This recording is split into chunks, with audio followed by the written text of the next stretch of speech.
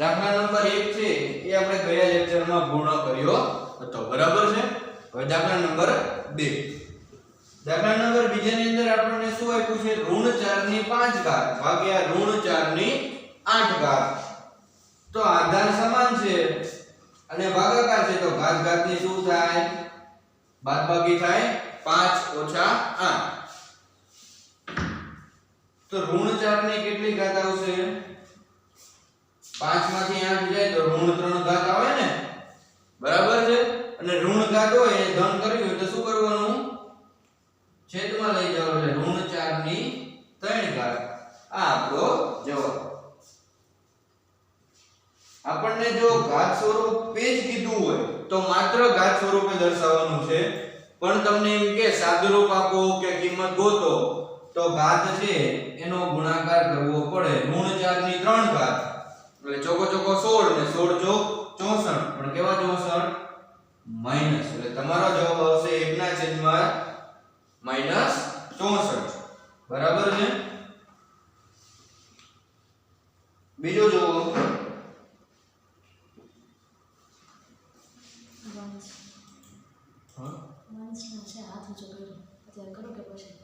હમણાં વંશ તારું સોલ્યુશન લઈ લો।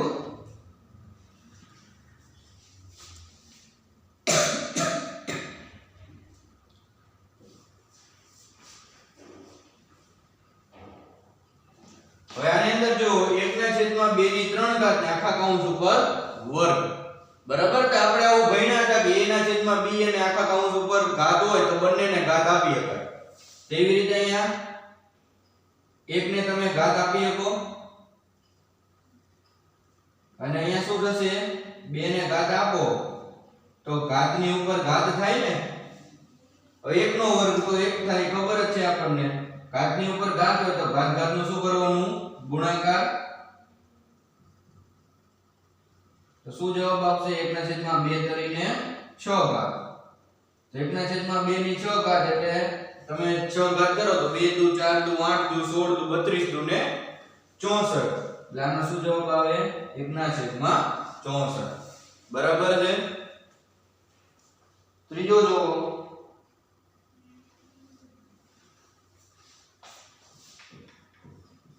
ઋણ 3 ની 4 ઘાત ગુણ્યા 5/3 ની 4 ઘાત, બરાબર। ઋણ 3 ની 4 ઘાત ગુણ્યા 5/3 ની 4 ઘાત। તો આની અંદર સૌથી પહેલા તમે જુઓ તો બંનેને અલગ અલગ આપણે ઘાત આપી દેવાય। 5 ની 4 ઘાત છેદમાં 3 ની 4 ઘાત। હવે ઋણ 3 ની છે એની 4 ઘાત અને 3 ની 4 ઘાત, તો અહીંયા તો ઋણ 3 છે અહીંયા 3 છે, તો શું કરાય? તો આપણે શું કરાય? આ ઋણ છે એના બહાર કાઢી લે, આવી રીતના થઈ જાય ને, ઋણ 1 ગુણ્યા 3 એની 4 ઘાત, આવું કરીએ કાઈ,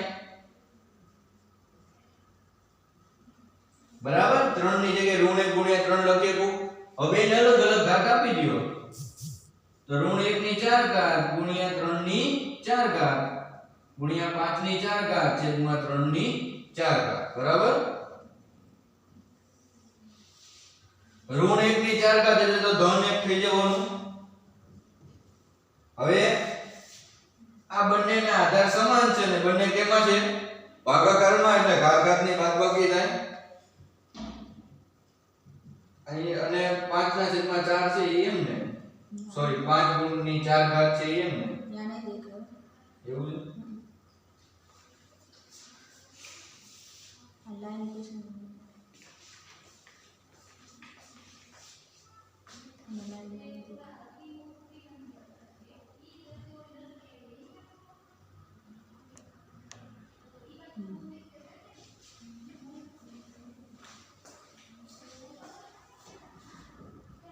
અહીંયા શું થશે? 4 - 4 એટલે 0 ઘાત અને અહીંયા 5 ની 4 ઘાત, તો 3 ની 0 ઘાત। હવે એક ધ્યાન આપજો, કોઈ પણ સંખ્યાની 0 ઘાત હોય, કોઈ પણ સંખ્યા હોય એની 0 ઘાત હોય એટલે જવાબ હંમેશા 1 આવે, બરાબર। કોઈ પણ સંખ્યાની 0 ઘાત એટલે જવાબ હંમેશા 1। 1 ગુણ્યા 1 ગુણ્યા 5 ની 4 ઘાત તો 5 × 5 = 25, 5 × 1 = 25, 5 × 6 = 625, એટલે આપણો જવાબ શું આવશે 625 બરાબર છે ચાલો હવે બોલો નો સમજણ મળતો હવે એના પછીનો દાખલો જોવો તમે ત્રીજામાં શું કીધું છે સોરી ચોથામાં 3 ની -7 ઘાત ભાગ્યા 3 ની -10 ઘાત ગુણ્યા 3 ની -5 ઘાત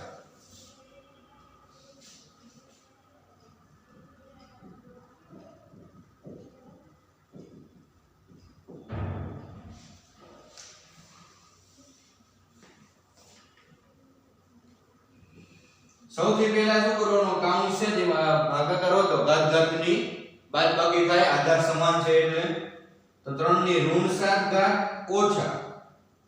ઓછા 10 બરાબર ને અને એને ગુણ્યા 3 ની ઋણ 5 ઘાત જો અહીંયા ઓછા છે એટલે નિયમના જે ઓછા અને બીજું ઓછા છે એટલે કાઉન્સ કરી દીધો તો 3 ની ઋણ 7 વત્તા 10 થશે કારણ કે ઓછે ઓછે શું થઈ જાય આય ઓછા તો ઓછે વત્તા થઈ જાય બરાબર તો 3 ની 10 માંથી 7 જાય તો 3 ઘાત ગુણ્યા 3 ની -5 ઘાત આમાં બંનેમાં આધાર સમાન છે તો ઘાત ઘાતનો શું કરવાનો સરવાળો કરવાનો બરાબર ઘાત ઘાતનો સરવાળો 3 વત્તા ઓછા છે એટલે કાઉન્સ તો હવે શું થશે 3 ની 3 ઓછા 5 ઘાત થાય વત્તે ઓછા તો 3 ની 3 માંથી 5 જાય તો ઋણ 2 ઘાત તો ધન કરવા છેદમાં લઈ જાઓ 3 ની 2 ઘાત એટલે 9 એટલે 1/9 જવાબ ફરીથી એકવાર જોઈ લો શું કરવું એ સૌથી પહેલા જે કાઉન્સ છે એનો આપણે શું કર્યું ઘાત ઘાતની બાદબાકી કરી કારણ કે વચ્ચે ભાગાકાર છે પણ એક વસ્તુનું ધ્યાન શું રાખવાનું કે નિયમના માઈનસ અને ઋણ 10 છે એટલે કાઉન્સ કરવાનો કાઉન્સ કરો એટલે નિશાની બદલી જાય ઋણ પ્લસ થઈ જાય બરાબર હવે આ બંનેનો એક ધન છે એક ઋણ છે એટલે બાદબાકી થાય જો સરવાળો ન કરતા -7 + 10 નિશાને નિયમ તો ગમે ત્યાં લાગુ પડે જ જે હોય એ જ એટલે 3 ની 3 ઘાત આવે એવી જ રીતે આ બંનેના આધાર સમાન છે પણ નિશાની કઈ છે ગુણાકારની એટલે સરવાળો થાય ઘાત ઘાતનો તો 3 ની આ સ્ટેપ નો લખો કદાચ સીધું આ સ્ટેપ ખબર પડતી હોય તો લખી શકાય 3 વત્તા ઓછા 5 અને 3 ઓછા 5 3 માંથી 5 જાય તો ઋણ 2 ઘાતને ધન કરવા માટે છેદમાં લઈ ગયા અને સાદરૂપ આપ્યું બરાબર હવે એના પછી 2 ની -3 ઘાત ગુણ્યા -7 ની -3 ઘાત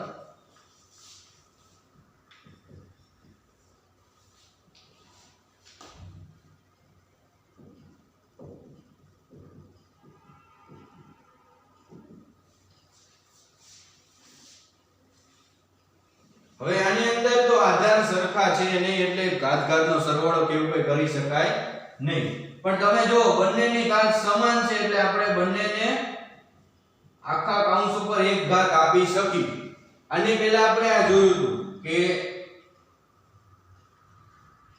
a ની 3 ઘાત ગુણ્યા b ની 3 ઘાત તો a ગુણ્યા b આખાની 3 ઘાત લખી શકાય આવો આપણે અગાઉ ઘાતમાં નિયમ જોઈ ગયા બરાબર અને આવી રીતે હોય તો બંનેને અલગ આપી શકાય હવે આ બેનો ગુણાકાર કરો તો 7 દુ ને ઋણ 14 ની ઋણ 3 ઘાત ધન કરવા માટે છેદમાં લઈ જાઓ જ્યાં ઋણ 14 થી ધન નો થાય હો ઘાત ધન થાય ખાલી આને 14 * 14 * 14 ન કરવો હોય તો ચાલશે આટલો જવાબ રાખો તો મોટો હોય તો ગુણાકાર ના કરો તો ચાલે નાનો હોય તો ગુણાકાર કરી લેવો પડે સમજણ દરેકને ચાલો આની અંદર ના સમજણ હોય કે કોઈ પ્રશ્ન હોય તો બોલો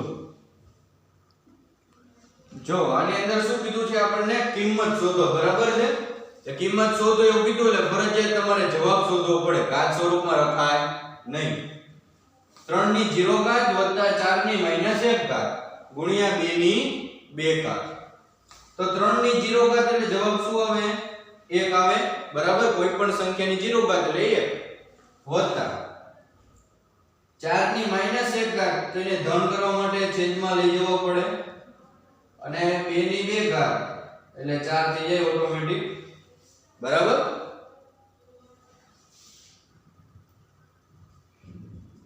હવે એક ઘાત ના લખો તોય ચાલે, સમજાણું? એક ઘાત નો લખો તોય ચાલે. હવે આપણે આવો એક ભણી ગયા યાદ હોય તો, કૌંસની બહાર સંખ્યા હોય તો એ બંને સાથે ગુણાય એવું આપણે ભણી ગયા. તમને યાદ હોય તો કે કૌંસની બહાર સંખ્યા હોય આવી રીતે b + c છે એની આગળ a છે, તો ચાલો શું કરવું જોઈએ મને સમજાવો. આપણે અવયવ પાડતા હતા, વિસ્તરણ કરતા હતા, એમાં આપણે સમજ્યા હતા કે કૌંસની હારે ગુણાકાર કરવાનો હોય તો શું થાય. આ બંને સંખ્યા છે અને કૌંસની આગળ એક સંખ્યા છે, તો કઈ રીતે કરાય? n સર પહેલા 4 ને 1 વારે ગુણવાનું, પછી 4 ને 1/4. સરસ. પહેલા 4 ને 1 વારે ગુણો તો 1 * 4 થાય વત્તા, પછી 4 ને 1/4 વારે ગુણો, 4 ને 1 વારે ગુણો એટલે 4 * 4 અને અહીંયા 4 4 કેન્સલ થઈ જાય, બરાબર? એટલે જવાબ શું આવશે?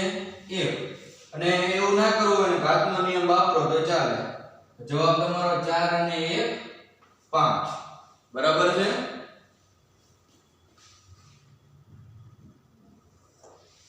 બીજો જો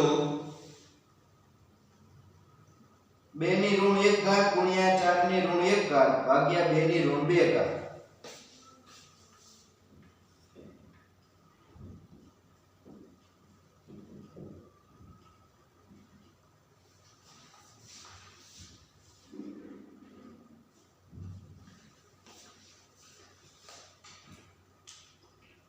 આની અંદર જો 2 ની ઋણ 1 ઘાત એટલે 1/2, અહીંયા 1/4 ભાગ્યા એ શું થાય?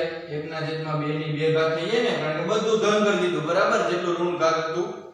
હવે શું કરવાનું? તો અહીંયા તો ગુણાકાર હોય તો બરાબર છે, પણ ભાગાકાર હોય તો આપણે કઈ એકબીજાને આપી નથી શકતા. તો શું કરાય? ગુણાકારને આપણે ભાગાકારમાં ફેરવવાનું હોય.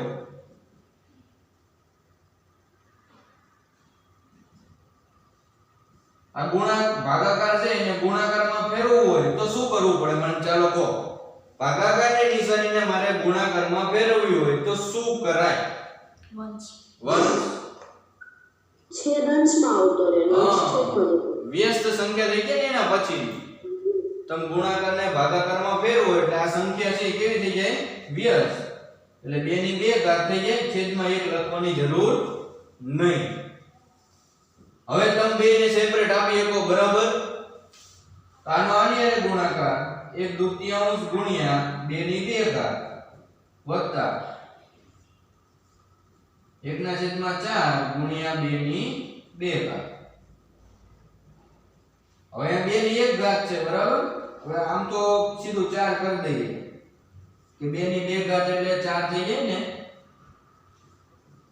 અને એવી રીતે અહીંયા 1/4 ગુણ્યા 2 ની 2 ઘાત એટલે 4.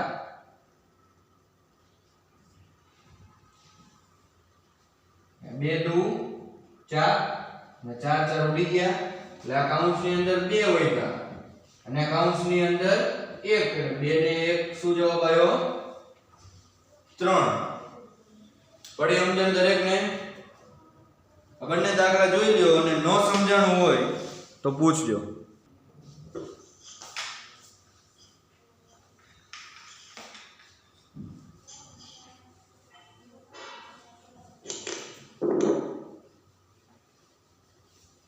જો બંને માની લો કે આવો જ દાખલો હોય એવું જરૂરી નહીં, સમજાણું?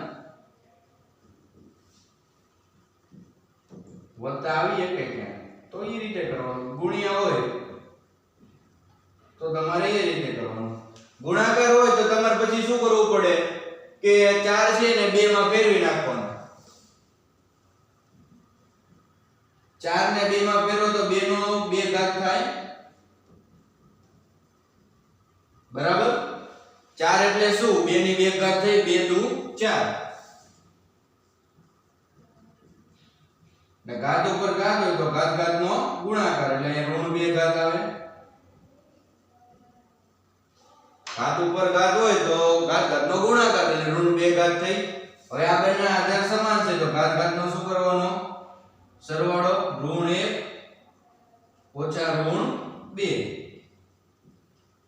ઘાત ઘાતનો સરવાળો કરો તો અહીંયા શું થઈ જાય? ઓછે વત્તે ઓછા થઈ જાય ને. એટલે 2 ની 1 ઋણ 3 ઘાત ભાગ્યા 2 ની ઋણ 2 ઘાત.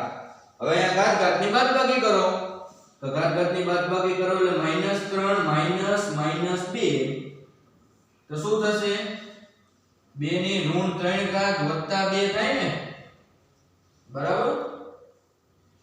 અને કે અહીંયા ઓછે ઓછે વત્તા થઈ જાય તો 2 ની ઋણ 1 ઘાત આવે એટલે ધન કરવા માટે છેદમાં લેજો એટલે જવાબ મળી ગયો. બરાબર છે? પડી સમજણ?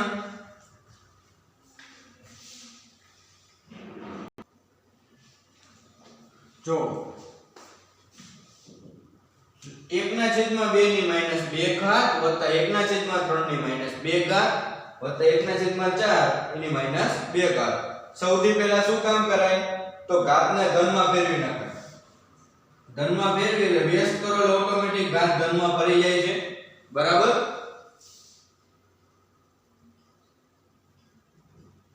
એવી રીતે અહીંયા 3 ની, એવી રીતે અહીંયા 4 ની 2 ઘાત. બરાબર? 2 ની 2 ઘાત એટલે 4 થાય, 3 ની 2 ઘાત એટલે 9 અને 4 ની 2 ઘાત એટલે 16. 16 ને 4 20 ને 9 29. લો એકદમ ઈઝી દાખલો છે.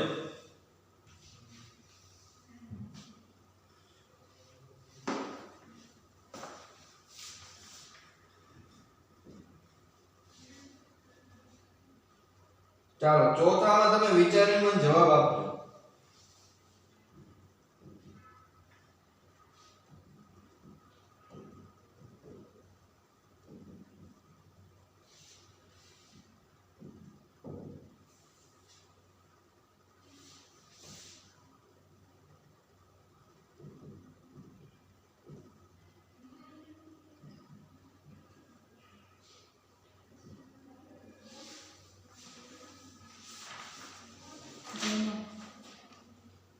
જૈનમ સર એક જવાબ આવે. શું જવાબ આવે? એક. 1 ને? હા.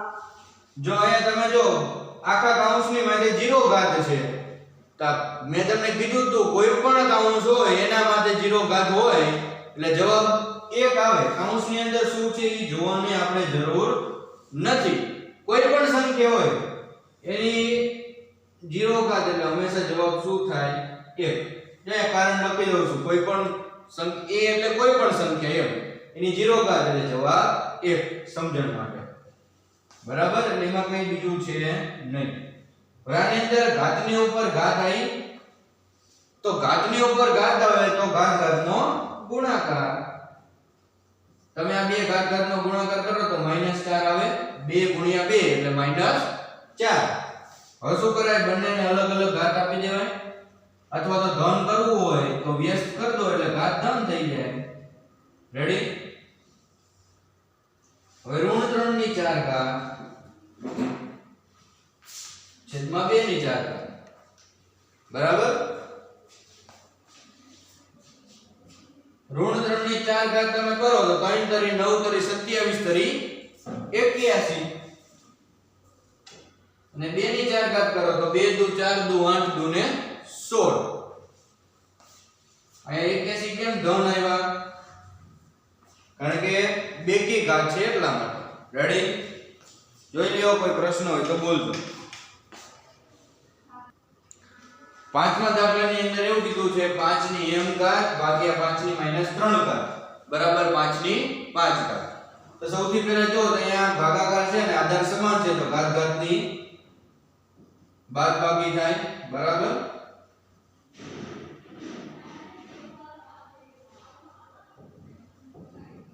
તો અહીંયા શું થશે? 5 ની m + 3. જો અહીંયા 5 ની m + 3 છે ને 5 ની 5 ઘાત છે. આ બંને જવાબ સમાન છે. તેનો મતલબ શું થાય કે આ બંને જવાબ સરખા ક્યારે થાય? કે આ બંને ઘાત છે એ સમાન હોય તો જ બંને જવાબ સરખા થાય ને. એટલે m વત્તા 3 છે એ કેટલા થાય 5 થાય બરાબર ને અથવા તો 5 5 કેન્સલ કરી લે m વત્તા 3 બરાબર 5 જ આવે ને m બરાબર કેટલા મળે 5 ઓછા 3 તો m બરાબર 2 બરાબર ને પડી ખબર દરેકને